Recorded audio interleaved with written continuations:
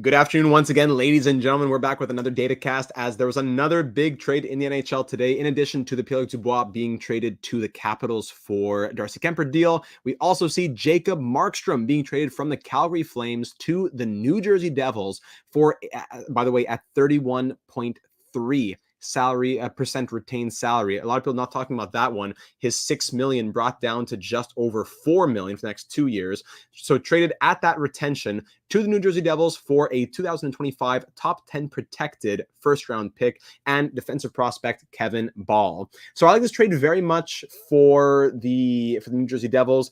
I like the value that they get Markstrom at and what they had to give up to get it. Now let's start breaking it all down and looking at how this trade makes sense for both sides. The Calgary Flames just turning more and more into sellers at this point, just going down into full, I don't know if it's a rebuild mode or just full retool mode, free up the money so he can be aggressive in free agency mode.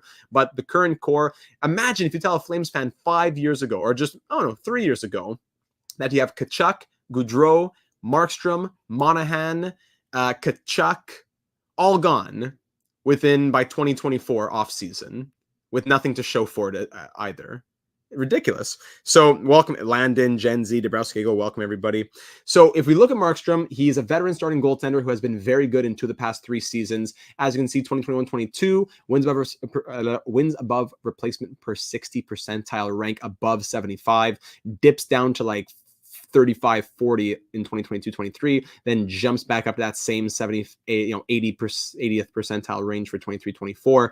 But his overall projected wins above replacement percentile using the last 3 years of projected rankings puts him that 90th percentile.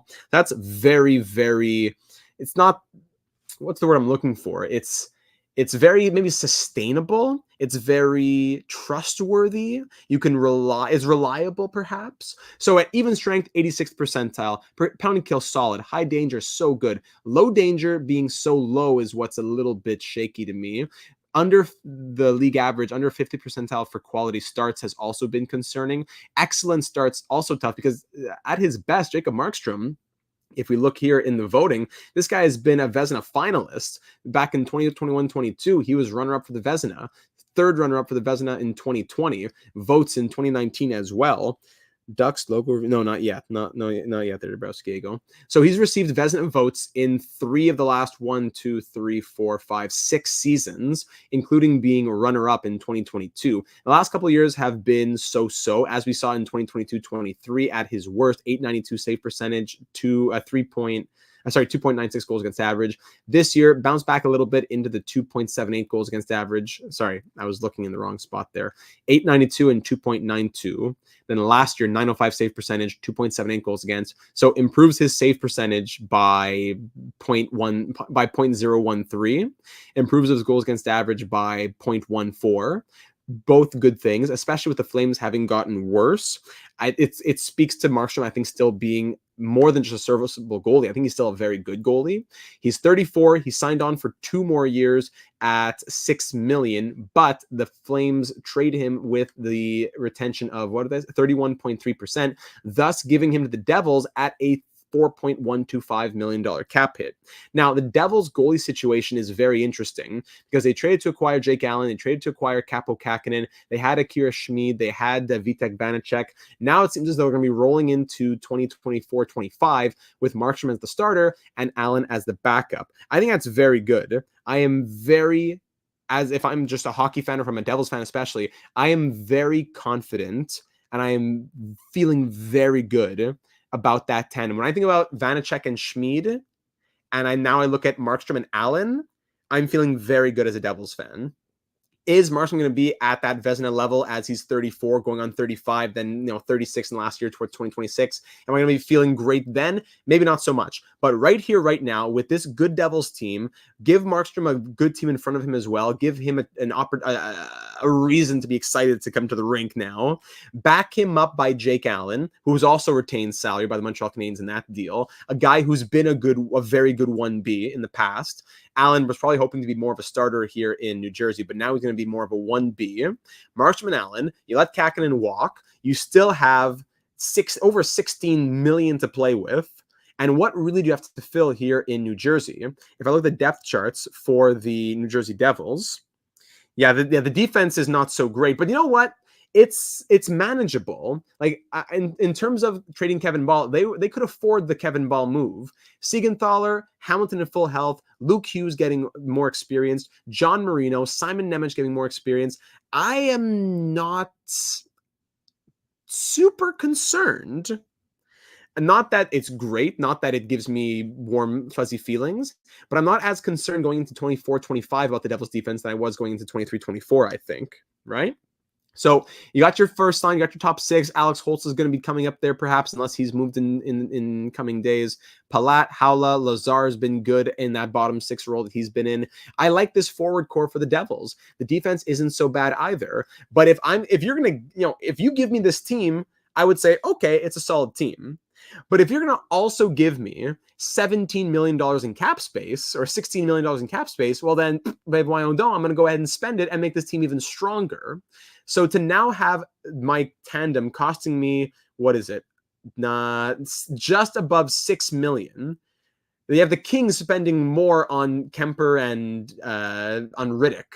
To spend just over $6 million on Markstrom and Allen, yes, they're 34 and 33 respectively. But to give me those two players for that price and the $16 million left over, yes, got to bring Dougie Hamilton back with his $9 million, but I think that's taken into consideration already, right? Because that's already that's with no LTIR use. So yes, $16 million to play with. I'm loving this as a Devils fan. Now, if I'm a Calgary fan, I traded Jacob Markstrom. I get more picks in my system. I got 2 firsts in 2024, 2 firsts in 2025, 2 firsts in 2026. I'm feeling good about that. It's nice to say we have $23 million to spend as well, but I don't know. The Flames are in such a tough spot because you need to not be competitive, but you need to be not bottom. You need to not be a bottom dweller.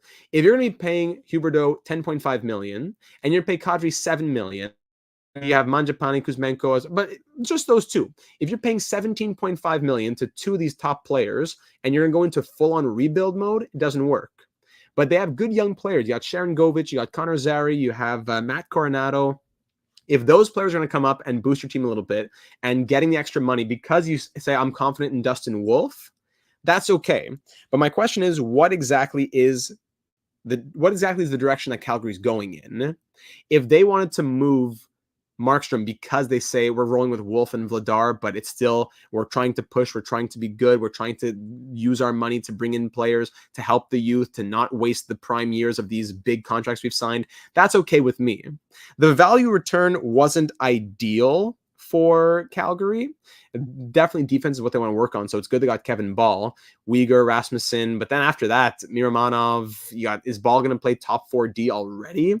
Now, Kevin Bahl, former second-round pick of the Arizona Coyotes in 2018. He was traded from the Coyotes in the Taylor Hall deal. Yes, so he's been in the system for a little bit now. 148 games played, all with the Devils, 4 goals, 25 points, 127 penalty minutes. He's been serviceable. He's played his ice time. He's played his role, especially this past season. There were games, and he was playing 17 and a half minutes on average. So the role, and he played a full 82-game season as well. He's not going to give you the points or anything like that. That's fine. But he's going to block 100-plus shots. He's going to hit 150-plus times. That is very valuable as well. So is he going to be a top 6 guy for Calgary already? Maybe he'll be forced into it, but I could see Bahl being a good long-term top 6D for the Flames. And hey, you throw another first round pick in the system.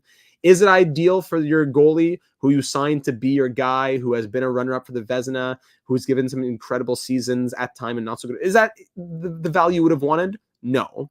But at the end of the day, he's 34.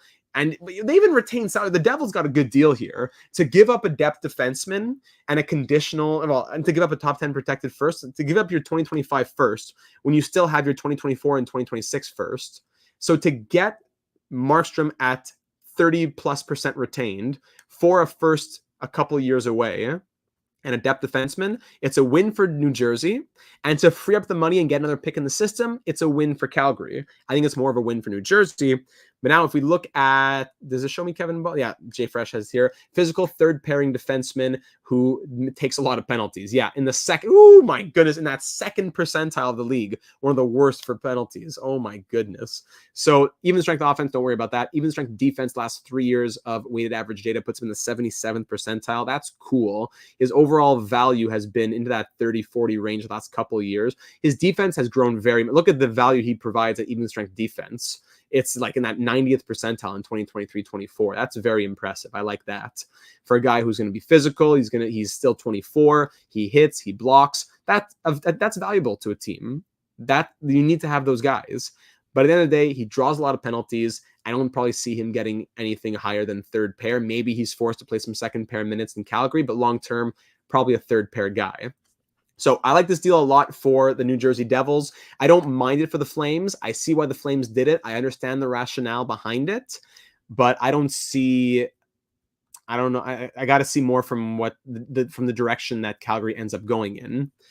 I see the direction that the Devils are going in, and I like that direction. For the Flames, you really got to show me. Now did something happen with the Flyers? I'm going to talk about the Flyers moving up.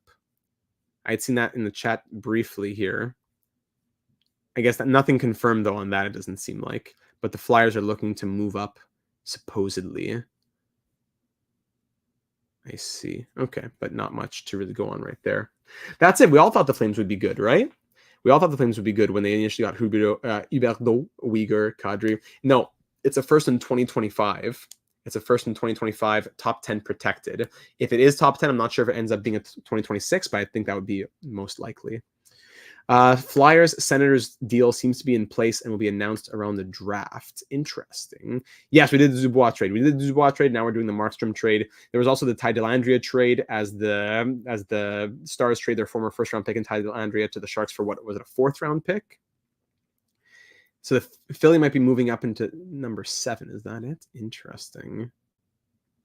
Anyways, on top of that, also Barclay Goodrow being claimed off waivers by the Sharks. So the Rangers getting a lucky break there, freeing up some money. That'll be good for them.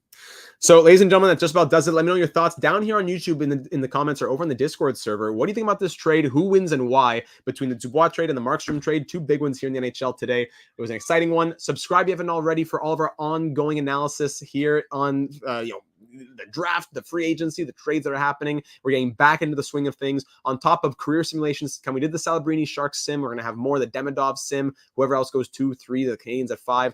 More sims coming your way this summer, as well as our ongoing franchise mode series, our 4 ongoing franchise mode series, 3 on NHL 24, 1 on MLB The Show 24, and our 1 on MLB with the Montreal Expos. Our first ever playoffs, year number 6, 2029 playoffs will be tonight at 7 p.m. Eastern, just under 3 hours from now. I hope to see you there. Thanks for joining the Discord server. Link in the description. Join us if you haven't already. It's always a great time talking sports, breaking news there. We'd love to have you. And I look forward to reading your thoughts. Thanks for being here. What an afternoon. I look forward to much more to come. Thanks for sharing your thoughts in the comments. And I hope to see you tonight for the Expo stream. Just now as we've passed 1,000 videos here on the channel, close to 8,000 subscribers. It's been a great time. And I'm looking forward to the off season ahead. Nice little start to it with these 2 trades today, but much more to come. Have a great evening, everybody, and we'll talk in just about 2.5 hours or so with our MLB The Show 24 franchise mode series.